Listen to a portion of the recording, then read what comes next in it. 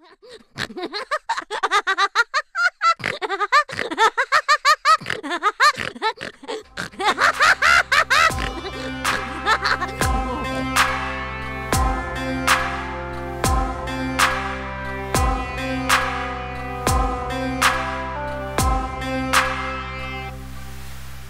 evening, and welcome to the CNS Weekly Report.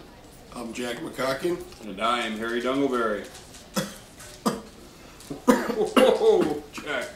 Hope you're not coming down with some of that pig flu. Hope not either. Which brings us to our top story. The swine flu pandemic has the nation and the world scurrying and worrying about spreading the illness any further. The new strand of flu, which was born in Mexico, has some people and senators wondering if the U.S. should close the border off completely to our neighbors to the south. Homeland Security Secretary Janet Napolitano, backed by the president, doesn't see that as any kind of option. And she denies claims by Senator Susan Collins of passive screening at the border and says they are being very, very careful of who they let in. Although we did catch up with a few Mexicans who might just make you worry.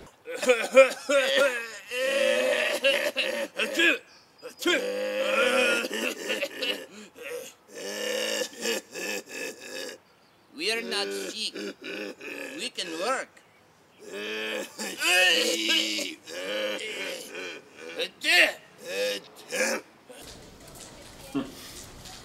guys didn't look too good to me. Whew, I'm a little scared right now. With spring having sprung, mating season is already in full bloom, and most have returned to upping the number of times they like to sexually perform. Our latest survey shows 30% of women prefer to start the season off on top of their mates, while 20% prefer to be on the bottom, and a whopping 40% prefer 2 fingers in the vag, along with an anal insertion. The other 10% ranged from Blumpkins to Cleveland Steamers. Sounds like a party. Hope I get the invite. President Obama has reached the century mark, completing his first 100 days in office this week. And with his goals and ambitions for the country still his target, he admits that he is sobered by the fact that change in Washington comes slow. And although most rational people understand and accept that, we caught up with some steadfast Republicans who were looking for the quick fix. Change? What change? I ain't seen no dang changes. My daddy's still drunk. My mama's a whore. I can't pay my bills. The fucking credit's out of control. He ain't helping me. Fucking bank took my tractor. And fucking my brother's still banging my sister, even though he knows it's my turn. Ain't no changes. Quite a bunch of characters. They always are. Never cease to amaze me, I'll tell you. Carlos Mencia, formerly of the Comedy Central show Mind of Mencia, that was not picked up for another season, was arrested this week for allegedly stealing 5 more comedians' jokes. After repeated incidents, he was finally turned over to authorities by a witness who did not care to be identified. Mencia, whose real name is Ned, has been under scrutiny about this matter for quite some time. We caught up with the joke culprit at his new place of residence.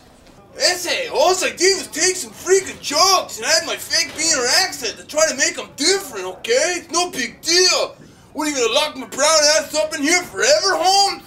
But I thought your name was Ned and you're not even Mexican. So what if my name is Ned? I love tacos and burritos.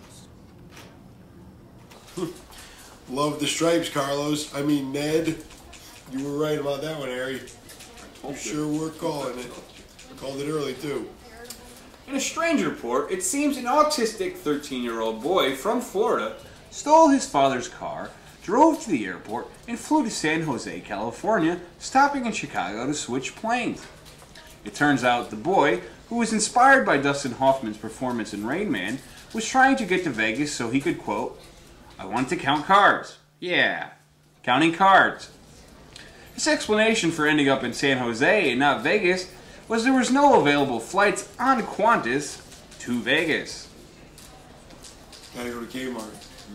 Kmart. A Canadian couple recently took doing the nasty to a new extreme. The couple was uncovered in a dumpster in Ontario having intercourse by a local Canadian cop. Turns out the couple turned the trash bin into a makeshift love nest, and when asked for a comment, they had this to say. Hey, if you got a nice trash dumpster out in about your town that's large enough for about 2 to 3 adults, please give us a call. We just want to check it out. The dirtier the better. I guess that about covers it. Thanks.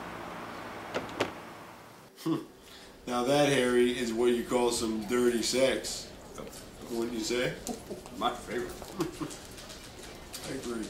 In a surprising story, an employee of a major Queens jewelry manufacturer managed to steal 500 pounds of gold worth $12 million over a 6-year span.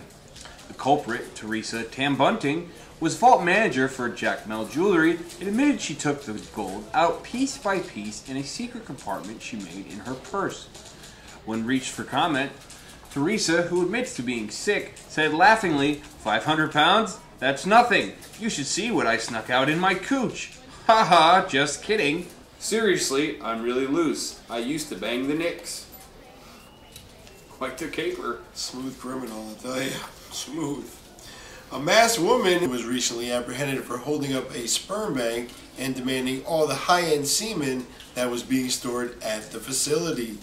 When the cops arrived, the criminal was taken to the local headquarters, demasked, and later identified as ex-Man Show host Adam Carolla. Well, to tell you the truth, I always knew he was full of shit, but now it just proves that he's a gay man looking to get pregnant. Harry? In sporting news, former Pro Bowl and celebrity quarterback Michael Vick is being released from his federal institution this week and will finish his sentence on house arrest, where he's also required to work a full-time job at a local construction company. Where some are happy to see Vick have to work a blue-collar job and get back in touch with reality, the man who lost out on the job to Vick was very upset and demanded an explanation. We were able to catch up with him for his comment. That's supposed to be my job. My brother worked there for 15 years. He said I was in. Then this son of a bitch gets out of jail, the government gives him my job? What you gonna do that I can't? Kill some dog? I can kill some dog? Shit! Alright, you son of a bitch, motherfucker!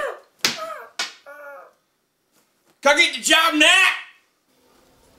Sure looks angry. Wow, he is mad. That guy's got me shaking in my boots, and I'm quite far from him. Watch out, Mr. Vick. This is what's probably happening out there in celebrity land, folks.